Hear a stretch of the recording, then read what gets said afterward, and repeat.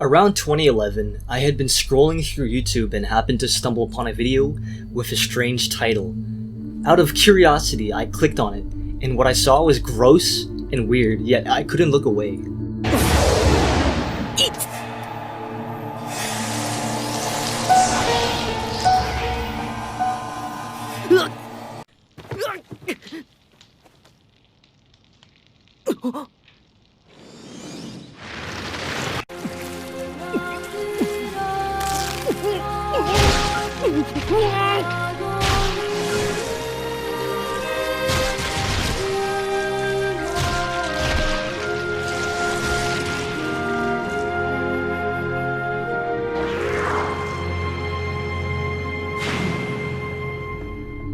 This shortened clip from Zam's Lost Memories would fascinate me to no end. Although the show isn't that related to Biopunk, I would share the same sentiment of gross yet awing visuals with Biopunk stories, since they stood out compared to other genres like cyberpunk. Don't get me wrong, I'm not trying to dogpile on the genre. I'm a big fan of cyberpunk. There are plenty of good stories in films and games of the genre, but I just think that cyberpunk has spent so much time under the spotlight that there are already so many stories made in it. Think of any cyberpunk story, there's probably a similar story if you dig deep enough. Biopunk, on the other hand, is severely underappreciated. Look at the amount of content that Wikipedia has to say about Biopunk compared to cyberpunk. As a result, there really isn't a concise definition of what media would be considered biopunk, so forgive me if there's a piece of media here that you wouldn't consider biopunk. Biopunk is like cyberpunk's lesser-known cousin, where instead of residing in a world dominated by mechanical technology, it's a world full of biological technology. Engineering and computer science aren't the only academic fields out there after all. I think the reason why biopunk isn't that popular is because people tend to see viscera and organic material as gross. As a result, AAA games tend to avoid biopunk because they wouldn't sell well. Except for one game, but more on that later. It seems that games usually have biopunk elements instead of being purely biopunk. Take Resident Evil for example. The series has been survival horror or action horror for the whole series, yet the game was always about fighting biological threats, like zombies, mutated people, giant animals, or these things. A couple of moments I thought were cool were whenever you fought against William Birkin, where each time he appeared, you saw him mutate more and more, seeing him turned into this massive wad of flesh with teeth by the end of the game. And Pierce in Resident Evil 6, when he injects himself with the G-Virus and gives himself this mutated arm that can shoot electricity. I don't know if this is just me being weird, but I have a morbid curiosity for stuff like this. I guess it's just fascinating looking at body horror? I don't know. But that's just an aesthetic, and an aesthetic comes with every kind of genre. What interests me the most is that Biopunk can make developers come up with interesting game mechanics that wouldn't otherwise exist. Take Wrought Flesh for example. It's a game where you play as this cultist made out of different body parts Frankenstein together into a single body. One of the main mechanics of the game is organ swapping, where you can store different organs that you pick up from enemies inside your chest cavity, which acts like an inventory. Each organ would hold different pros and cons. You could have an inventory full of hearts that give you regeneration, but that wouldn't have any of the benefits of having lungs, which give you speed if you solely kept hearts in your inventory. Can I throw another lung in there? Like, cause I have a heart. Sometimes. Wait, how many lungs can I fit? Yeah, I can add another lung if I want to. I can have 3 lungs. It gives the game a challenging sense of resource management as you play through the game and killing certain types of enemies for organs. For the game Cruelty Squad, it takes a different spin on Biopunk for game mechanics. The looks of the game may be deceiving, but believe it or not, the developer of this game went to art school. The graphics are made to be intentionally ugly, and when explaining some of the game mechanics, it sounds like I'm making stuff up. In this game, You can eat people for health, sell their organs on the stock market, and then go fishing. There are implants in the game for your character, and one of them is an intestine grappling hook. The fact that your character can die and that you can replay levels is explained in the game's story, since the game is a critique about capitalism.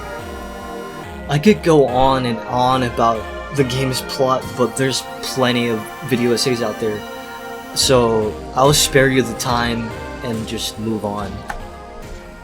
In another indie game called Perfect Vermin, it uses biopunk elements to help tell its story. It has you start off the game with a hammer and you destroy a door. It sets up your expectations that, oh, it must be a stress relief game where you destroy things, which you would be right about, but the game instructs you to walk over and smash objects, and suddenly,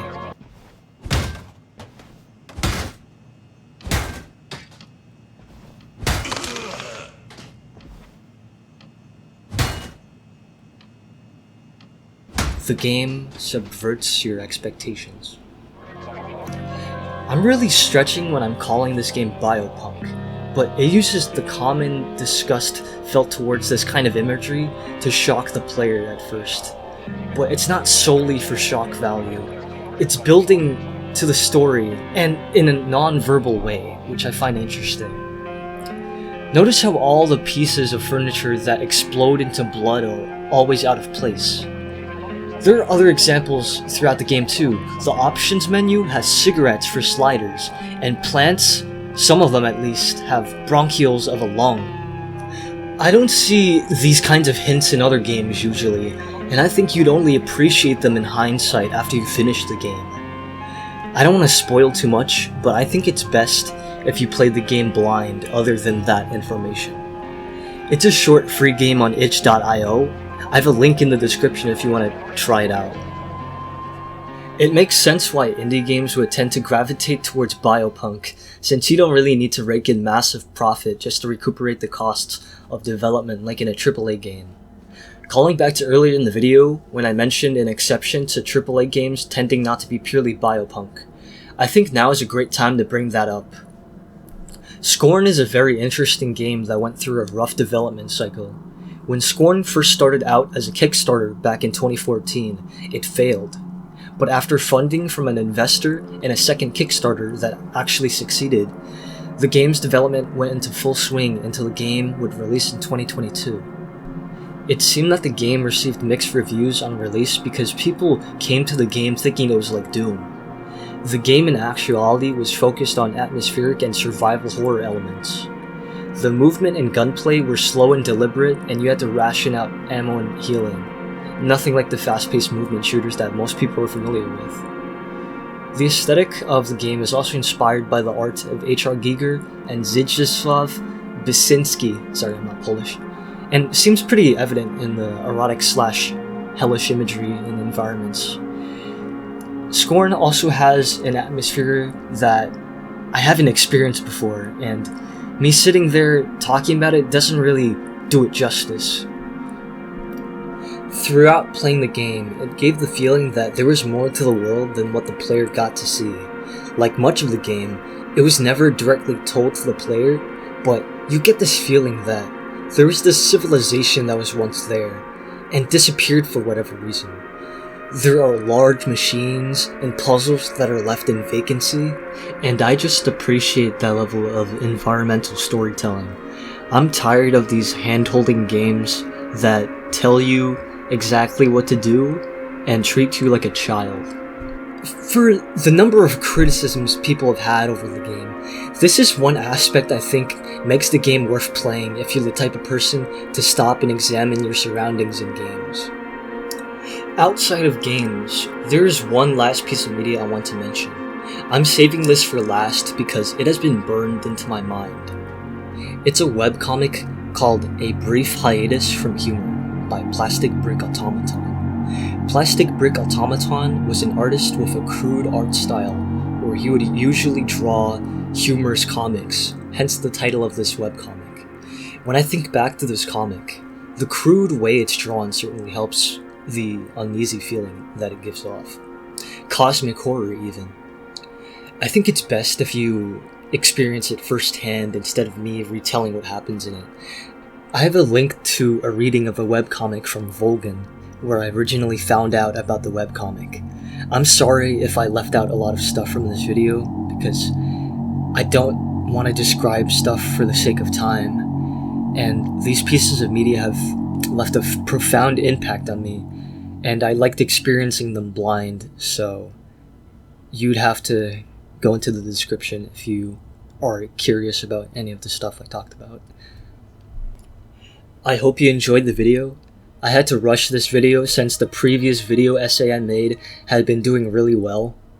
I hope I shared something new with you, or made you appreciate lesser known genres like Biopunk better. If you enjoyed the video, like, share, and subscribe. It's probably gonna take a while for my next video to come out. Probably 2 months. Because I did not expect for so many people to have good things to say about my first video, and I don't want to disappoint everyone. So, just giving you a heads up. The attention is kind of overwhelming, I have to admit, but I'll try my best. Yeah, that's the video.